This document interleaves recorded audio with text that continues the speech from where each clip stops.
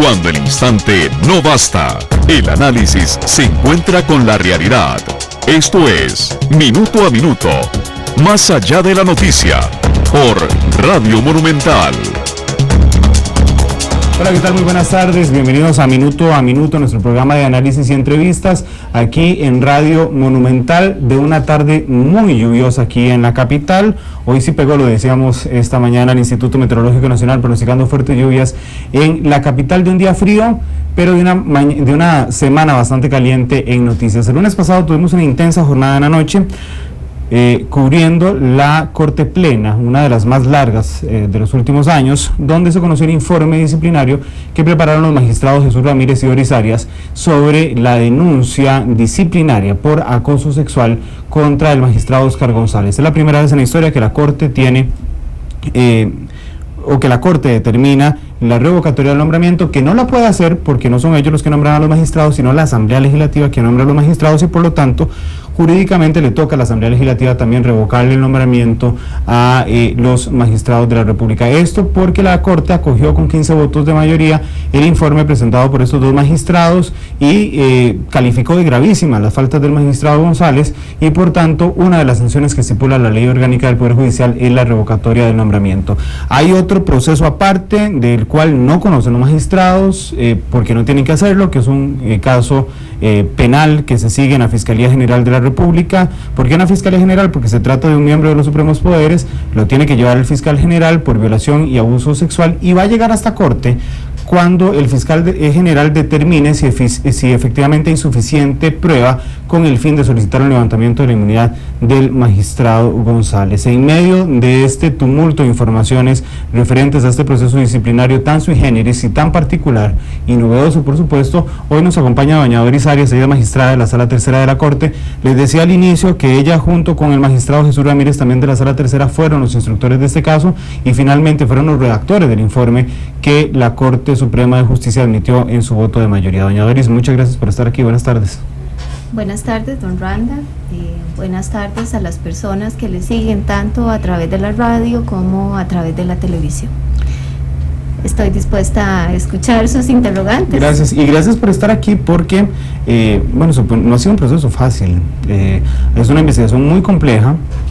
Y además le quiero decir a nuestros oyentes y televidentes que usted no puede hablar por el fondo, porque el tema sigue siendo confidencial, digamos, el proceso como tal sigue siendo confidencial, excepto lo que se ha hecho público, digamos, de las cuestiones de forma y las decisiones de mayoría de la Corte. Le decía que es una investigación compleja, no solo porque se trata de un compañero de Corte, sino porque es muy novedosa en el sentido de que ustedes tienen que investigar a uno de sus pares, en este caso don Oscar González, por una denuncia de otra funcionaria judicial que es una jueza de la República, donde tuvieron que recabar importante prueba.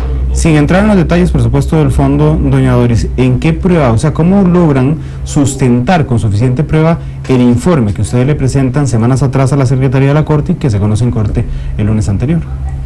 Bueno, don Randall, quisiera comentarle que todos los procesos que se refieren a hostigamiento sexual tienen precisamente esa característica que usted ha señalado de confidencialidad, con lo cual sobre los hechos propiamente no podemos tener ninguna referencia. Sí quisiera también señalarle que tuvimos 10 audiencias de evacuación de prueba. Esta prueba fue tanto testimonial como documental y pericial. Y aunque la ley señala que en 3 meses debe estar concluida toda la investigación por parte del órgano instructor, lo cierto del caso es que aquí nos llevó más de 3 meses. Se entiende que estos 3 meses es un periodo ordenatorio y no perentorio, sobre todo cuando se requieren evaluaciones como las que se requirieron en este caso, que eran evaluaciones psicológicas y médicas. El órgano instructor valoró todas esas probanzas y después de una valoración emite una recomendación a Corte Plena.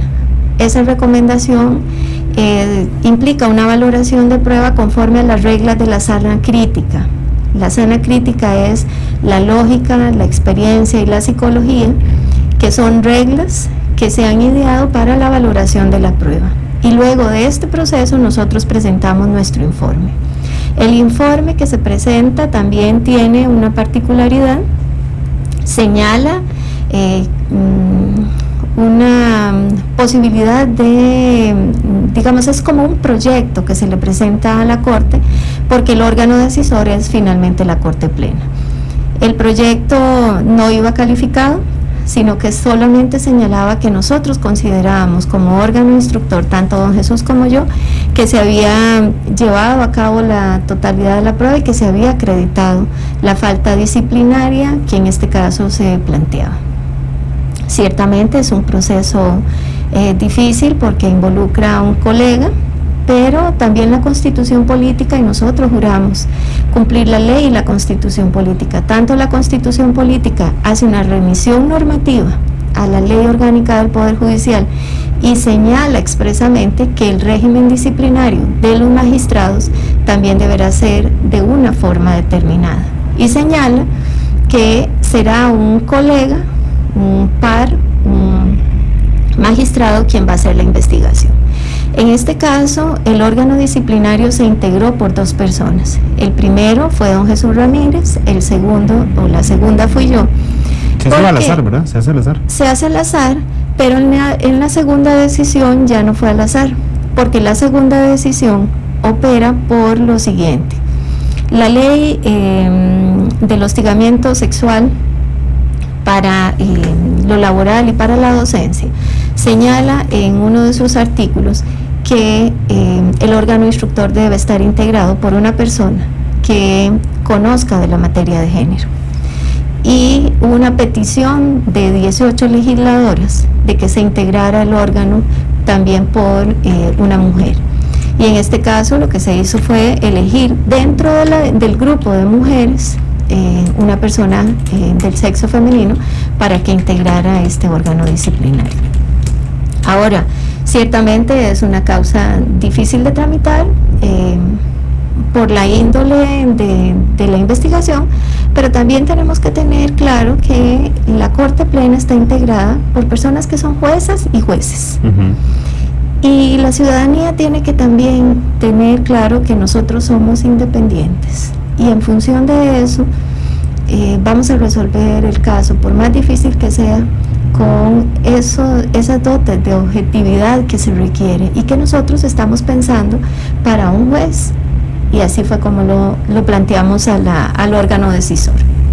Finalmente el órgano decisor toma una decisión y esta decisión me parece que es histórica y muy importante porque se aprobó por 21 magistrados el informe que nosotros presentamos y hubo un voto en contra, lo cual es normal dentro de una votación de Corte Plena, pero lo importante es la mayoría, que es una mayoría muy calificada, con lo cual habla de lo sustentado y fundamentado que está el informe.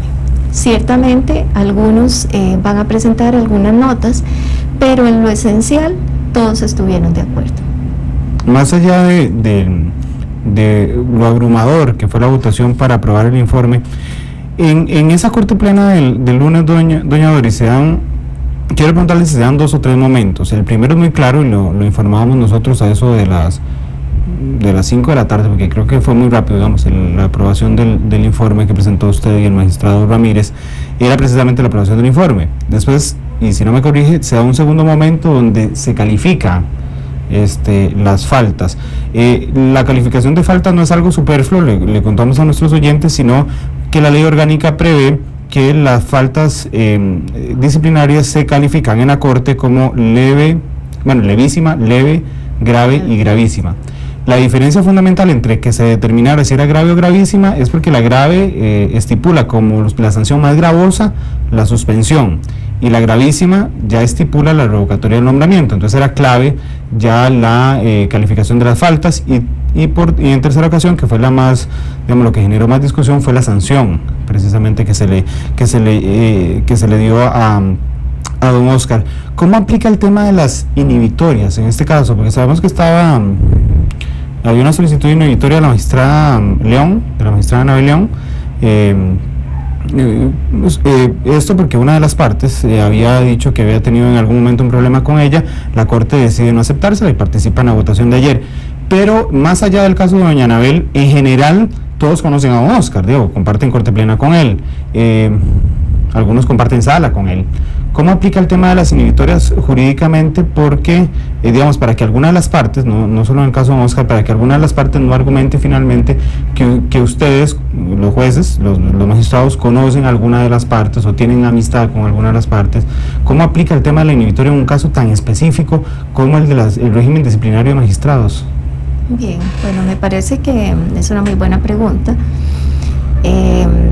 Y está dividido en dos, pero voy a empezar por la última parte. Todos los jueces estamos obligados por ley orgánica a inhibirnos cuando tenemos un grado de amistad con una persona, cuando somos compañeros de trabajo, etcétera. Sin embargo, esa es una parte muy subjetiva que cada uno debe valorar en conciencia y que además las partes están obligadas a hacerlo ver dentro de un determinado proceso.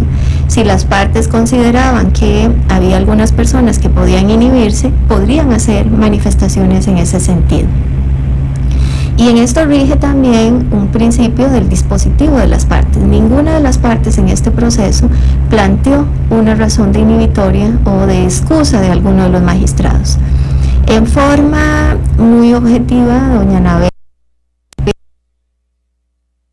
manifestaciones no implican un compromiso de la subjetividad o de la forma como ella va a resolver el asunto. Y prácticamente en forma unánime se rechazó la inhibitoria o la excusa que ella estaba planteando en ese momento. Sin embargo, como le digo aquí, lo fundamental es que ninguna de las partes del proceso, que estuvieron siempre acompañadas de defensores y de la Defensoría de los Habitantes y de la Secretaría de Género, ninguna de estas partes recusó a alguno de los magistrados, lo cual dice, ¿verdad?, sobre, o habla, es muy decidor, o habla sobre la objetividad del órgano. Ciertamente, si alguien consideraba que había algún juez que no estaba en esas condiciones, podía haberlo hecho, lo podría haber planteado. Ahora, con relación a la primera pregunta, sobre las partes o fases que hubo en la decisión, bueno, el informe fue un informe muy largo. Comenzamos a la 1:30 y, como usted señala, a eso de las 5 de la tarde se da la primera votación. Este informe incluso llevó a la evacuación, no, sino a la reproducción de alguna prueba dentro de la audiencia, porque algún magistrado pidió que se reprodujera parte de las probanzas que estaban ahí, y se reprodujeron también alegatos de la defensa del acusado y alegatos de la parte acusadora. Se conoció toda la fase incidental, se conoció también cuál fue el íter lógico que siguió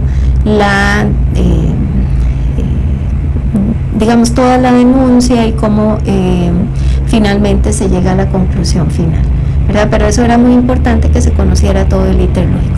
Luego tuvimos esa primera votación que se da 21 a 1. Luego tenemos la definición de la falta, que era también un aspecto importante. El órgano instructor instó para que se calificara como una falta grave, gravísima. Lo hicieron verbalmente, ¿verdad? Lo hicimos verbalmente. Hicimos unas manifestaciones de por qué se debía considerar la falta gravísima, y se indicaron ahí cuáles eran los artículos y por qué considerábamos que esta falta debía ser de la mayor magnitud.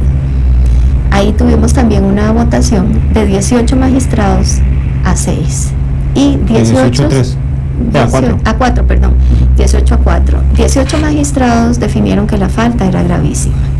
También, digamos, otro hito en las votaciones, porque las votaciones todas fueron mayoritariamente amplias a favor de las tesis del órgano instructor, pero en todo caso lo importante era que con una amplia mayoría se estaba acogiendo el informe. Y finalmente tenemos la decisión de cuál va a ser la sanción a aplicar. La mayoría de las personas que trabajamos en la Corte sabemos que cuando hay una concreción final de la potestad disciplinaria o de cualquier otra potestad, es cuando se va a aplicar precisamente la sanción. Entonces, hubo bastante discusión sobre la proporcionalidad y la razonabilidad de la sanción a aplicar. El órgano lo tenía que sugerir también, la sanción. El órgano no sugirió la sanción. En este caso no existe una obligación para señalar cuál debe ser esa sanción. Sin embargo, hubo manifestaciones en el sentido de ilustrar con ejemplos cuáles han sido las sanciones o el tipo de sanciones que ha aplicado la inspección judicial. Y entonces referimos cómo la inspección judicial, en aproximadamente 23 casos que tiene resueltos, ha resuelto como sanción más aplicada la revocatoria del nombramiento, lo cual daba coherencia a todo el sistema disciplinario que tiene el Poder Judicial. Si se está aplicando en los órganos inferiores la revocatoria del nombramiento, también debería de aplicarse en el órgano de máxima jerarquía la misma sanción.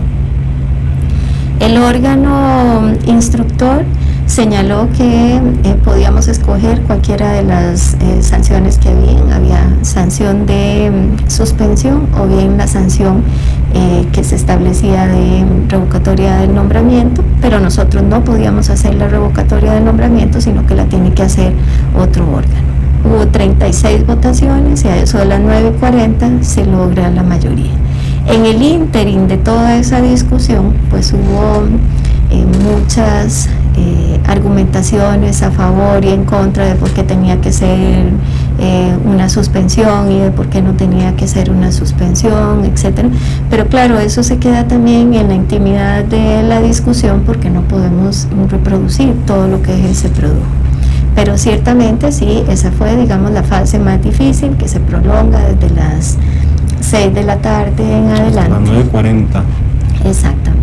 Doña Doris, a nosotros nos llamó mucho la atención un tema que nos quedó en el aire, y por nada sugiero que le toque al órgano, digamos, porque no le toca en lo particular, pero el hecho de que no se definiera qué pasaba con don Oscar desde la sanción de la Corte o la recomendación que hace la Corte de la Asamblea Legislativa hasta que la Asamblea Legislativa decida si revoca el nombramiento, ¿por qué no se tocó el tema? Digamos, porque hoy logramos confirmar que don Oscar se incapacitó por una cuestión psicológica, por afectación psicológica de esta situación, pero digamos que no nos quedó claro a la prensa qué pasa con don Oscar en ese lapso entre el lunes y el día que la Asamblea Legislativa resuelva.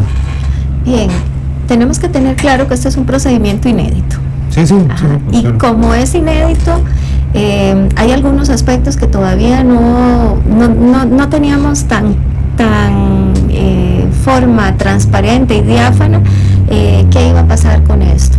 Y también tenemos que tener claro que nosotros teníamos desde las 9 de la mañana en una sesión de corte pleno, porque la sesión comenzó desde las 9 de la mañana con otros temas y que luego seguimos con este otro tema. Ciertamente no hubo una definición en ese sentido, ni nadie tampoco, ni las partes tuvieron una instancia en ese sentido, de que qué íbamos a definir si finalmente se optaba por sancionar. Ni de presidencia de la Corte, doña Doris. Bueno, tampoco hubo una gestión en ese sentido, ¿verdad?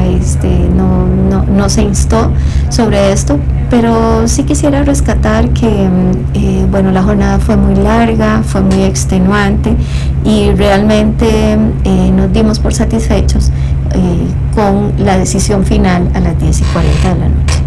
Una situación que se planteó y es que no se definió si iba a ser un acuerdo firme o no un acuerdo firme.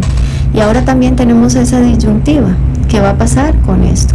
Ayer me lo preguntaba un periodista, porque en realidad no lo habíamos planteado, si iba a quedar firme inmediatamente o no, y porque tenemos un mes para definir este asunto. Sobre todo porque nosotros habíamos mandado esto desde el día 7 de mayo y era necesario tenerlo resuelto antes del 7 de junio. Lo importante es que ahora comienzan una serie de gestiones y también de reclamos por parte de los periodistas de que qué vamos a hacer en este sentido.